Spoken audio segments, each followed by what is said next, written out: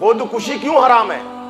اس لیے حرام ہے کہ ہم اپنے اس نفس اور ان سانسوں کے مالک نہیں ہیں۔ بھئی جب مالک نہیں ہے تو اس کے خاتمے کے ہمیں اختیار ہی نہیں ہے۔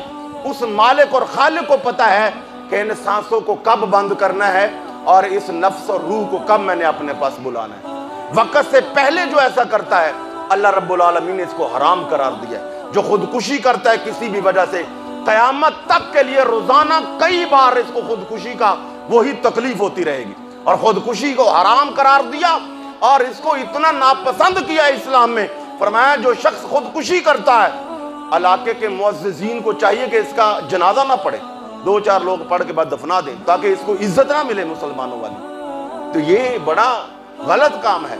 تو یہ اس لیے ہے کہ ہم اپنے نفس کے مالک نہیں ہیں۔ تو یہاں یہ نفس ہمارے پاس عبادت اللہ کی امانت ہے، تو اس لیے میں یہاں یہ بھی آپ کو عرض کروں گا، یہ نفس ضرورت سے زیادہ کمزور نہ ہو، یہ جسم ضرورت سے زیادہ موٹا نہ ہو۔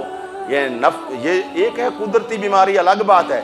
اپنی پوری کوشش کریں، بر وقت کھانا کھائیں، واک کریں، ایکسرسائز کریں، پوری جدوجہد کریں کہ یہ اللہ نے مجھے امانت دی ہے، میرا جسم، اس کو میں نے سنبھال کر رکھنا ہے۔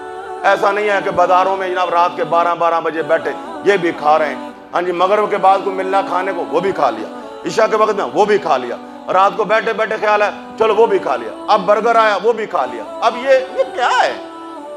یہ کوئی طریقہ ہے؟